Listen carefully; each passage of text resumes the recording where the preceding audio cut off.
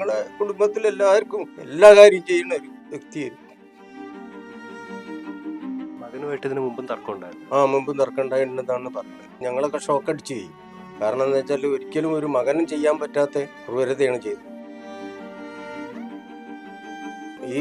ഇവരെ കുടുംബത്തിൽ കംപ്ലീറ്റ് ഒരു കർമ്മം ചെയ്യേണ്ട ഒരു കുട്ടിയാണ് പോയി, പക്ഷെ ഓനാണ് ഇതൊക്കെ ചെയ്തത്.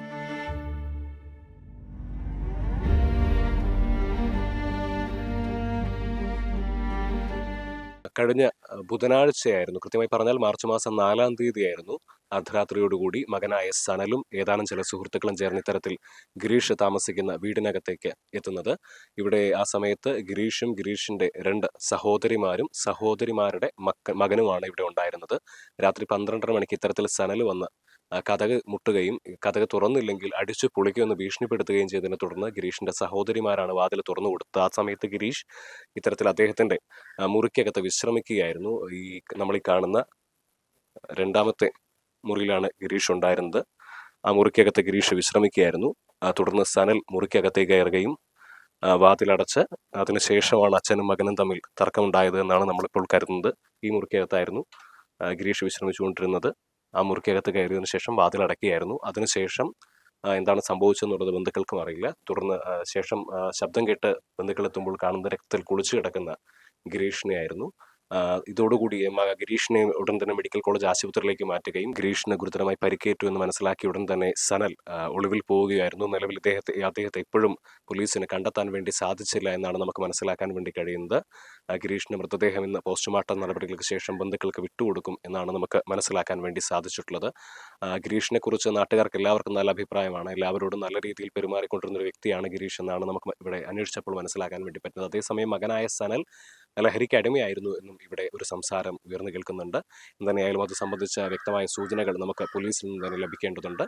എന്തുതന്നെയായാലും നമുക്ക് കേൾക്കാൻ കഴിയുന്ന ഏറ്റവും വിഷമകരമായ കാര്യം മകന്റെ മർദ്ദനമേറ്റ് കോഴിക്കോട് മെഡിക്കൽ കോളേജ് ആശുപത്രിയിൽ ചികിത്സയിലിരിക്കെ പിതാവ് മരണപ്പെട്ടു എന്നുള്ളതാണ്. ഗിരീഷിന്റെ ഭാര്യയും മകനുമായി അല്പകാലമായി അകന്നു താമസിക്കുകയായിരുന്നു. മകനും ഭാര്യയും ഇവിടെ അടുത്ത് തന്നെ ബേപ്പൂർ ഗോതീശ്വരത്തിനടുത്ത് വാടകയ്ക്ക് താമസിക്കുകയായിരുന്നു എന്നാണ് നമുക്ക് മനസ്സിലാക്കാൻ വേണ്ടി സാധിക്കുന്നത്. ഇവിടെ ഗിരീഷ് തനിച്ചായിരുന്നു. അതിനിടെ ഗിരീഷിന്റെ സഹോദരിമാരും സഹോദരിമാരിൽ ഒരാളുടെ മകനുമാണ് ഇപ്പോൾ ഇവിടെ ഉണ്ടായിരുന്നത്. അവരെല്ലാവരും തന്നെ വീടിനകത്തുള്ള സമയത്താണ് ഇത്തരത്തിൽ ഗിരീഷ് മുറിക്കകത്ത് കിടക്കുമ്പോൾ മുറി അടച്ച് മകനത്തരത്തിൽ ഗിരീഷിനെ മർദ്ദിക്കുന്നതും ആ മർദ്ദനമേറ്റ് ഗിരീഷ് ആശുപത്രിയിലാവുന്നതും തുടർന്ന് ഇന്നലെ വൈകുന്നേരത്തോടുകൂടി ഗിരീഷ് മരണപ്പെടുകയും ചെയ്യുന്നത്. എന്ത് തന്നെയായാലും ഇന്ന് മൃതദേഹം സംസ്കരിക്കാനുള്ള നടപടികൾ പോസ്റ്റ്മോർട്ടം നടപടികൾക്ക് ശേഷം വിട്ടുകിട്ടിക്കഴിഞ്ഞാൽ മൃതദേഹം സംസ്കരിക്കുന്നതിന് വേണ്ടിയുള്ള നടപടികളും കാര്യങ്ങളും എല്ലാം ബന്ധുക്കളിലൂടെ സജ്ജമാക്കിക്കൊണ്ടിരിക്കുകയാണ്. ഈ മരണപ്പെട്ട ഗിരീഷ് ചേട്ടനെ കുറിച്ച് എന്താ അഭിപ്രായം? ഞങ്ങൾക്കൊന്നും പറയാനില്ല, നല്ല അഭിപ്രായമാണ്. കാരണം ഈ കുടുംബത്തിന് വേണ്ടിയിട്ട് പറയാൻ പറ്റുന്നില്ല. അങ്ങനത്തെ ഒരു വിഷമമാണ്. കാരണം ഞങ്ങളെ കുടുംബത്തിൽ എല്ലാവർക്കും നല്ലൊരു എല്ലാ കാര്യം ചെയ്യുന്ന ഒരു വ്യക്തിയായിരുന്നു. ഞാൻ അവൻ്റെ പാപ്പനാണ്. അപ്പോൾ ഇത് സംഭവിച്ചതിൽ ഞങ്ങൾക്ക് ഭയങ്കര വിഷമമുണ്ട്. മകനുമായിട്ട് ഇതിനു മുമ്പും തർക്കം ഉണ്ടായിരുന്നു.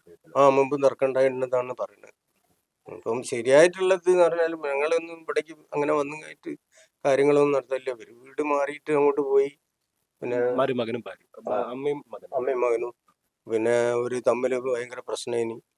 പോലീസ് സ്റ്റേഷനിലൊക്കെ വെച്ചിട്ടാണ് അത് പഞ്ചായത്താക്കിയതൊക്കെ. പക്ഷെ അത് യാതൊരു ബന്ധവും ഇവർ 4 കൊല്ലമായിട്ട് ഇവരില്ല. അങ്ങനെ പെട്ടെന്ന് വന്നിട്ട് ഈ മർദ്ദനം ഉണ്ടായത്. ഞങ്ങളൊക്കെ ഷോക്ക് അടിച്ചു പോയി. കാരണം എന്താ വെച്ചാൽ ഒരിക്കലും ഒരു മകനും ചെയ്യാൻ പറ്റാത്ത ക്രൂരതയാണ് ചെയ്തത്. അത് ഒരു മകനുണ്ട്. ഞങ്ങൾക്ക് എല്ലാവർക്കും വേണ്ടിയിട്ടുള്ള ഒരു മകനാണ്. അപ്പം ഇവരെ കുടുംബത്തിൽ കംപ്ലീറ്റ് ഒരു കർമ്മം ചെയ്യേണ്ട ഒരു കുട്ടിയാണ് പോയി, പക്ഷെ ഓനാണ് ഇതൊക്കെ ചെയ്തത്. ഉണ്ടെന്നാണ് പറയണത്. നമ്മളാരും കണ്ടിട്ടില്ല. അപ്പൊ അങ്ങനെയാണ് ഇതിന്റെ സ്ഥിതി.